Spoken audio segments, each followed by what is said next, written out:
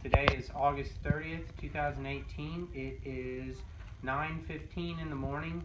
I am a 8th semester nursing student at Lincoln University. Today I will be demonstrating how to suction a trach and how to do a dressing change.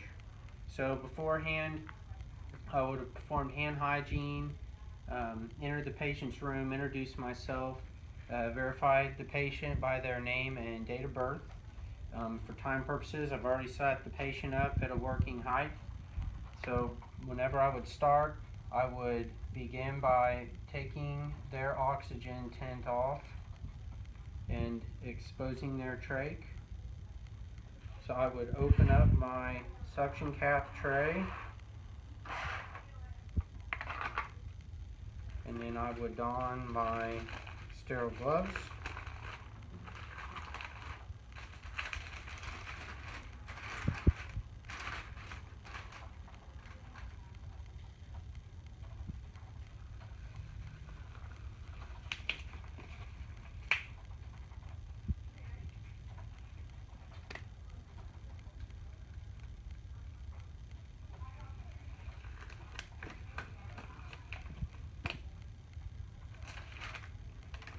Throw that away.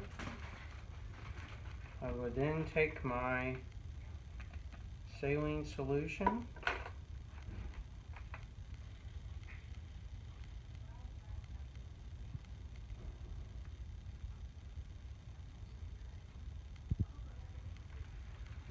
and then this hand would become unsterile because I would have to hook it up to the suction.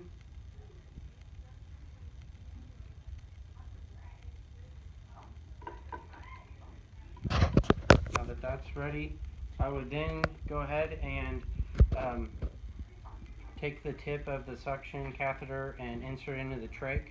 Beforehand, the patient and I have already confirmed communication technique. If the patient feels uncomfortable, he will lift his left arm. So I will go ahead and insert the suction catheter. Patient will begin to cough, and once that happens, I will slowly remove the catheter in a twisting fashion, applying suction intermittently. And I would suction get all that junk out. Beforehand, I would have assessed the patient's respiratory status, their rate, depth, and effort to make sure that it would be okay to do the procedure. So then I will suction again with the same technique.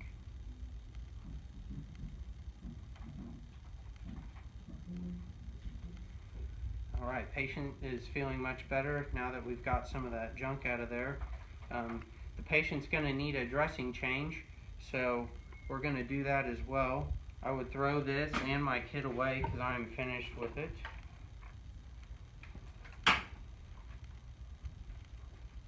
For time purposes, this is sterile as well, but for time purposes, you've already seen me don sterile gloves, so I'm not going to do it again. This kit is sterile, so I would have opened it away from me, put my new gloves on. Now what I would do is there is two places where you can put fluid. I would do it dependent upon my hospital protocol. The protocol here at Lincoln University Hospital is to do a mixture of hydrogen peroxide and normal saline. So on one side I would pour my hydrogen peroxide, normal saline, and then I would pour the normal saline on the other side by itself, throw the other way. So then I would go ahead and take this out. I would dip, let this soak in the hydrogen peroxide normal saline solution. While that's soaking, I would grab my brush.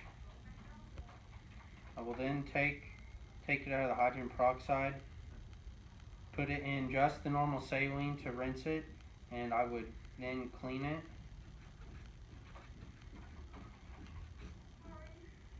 After I clean it, I would repeat the process, and then I would tap it to ensure that there is no fluid inside of the part, and then once it's clean, I could then put it back in.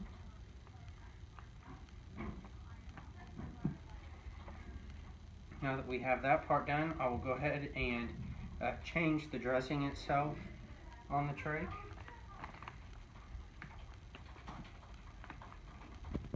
Take that out.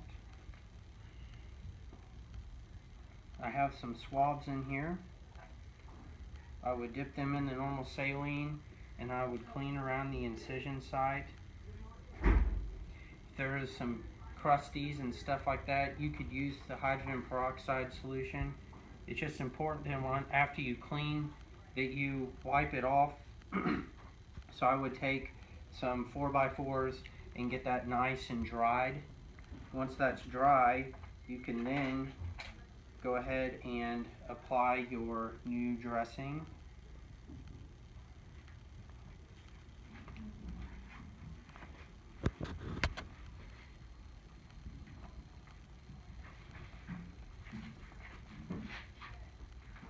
Just like so.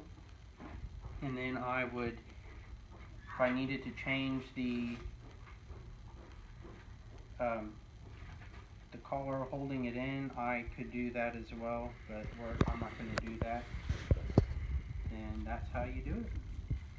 I would, before I finish though, make sure that I put the patient back on their oxygen, and then I would assess their respiratory status again once I'm done checking the rate, depth, and effort. I would lower the bed down to the floor, make sure my patient's comfortable with their call-eye, and then I would go document everything I did.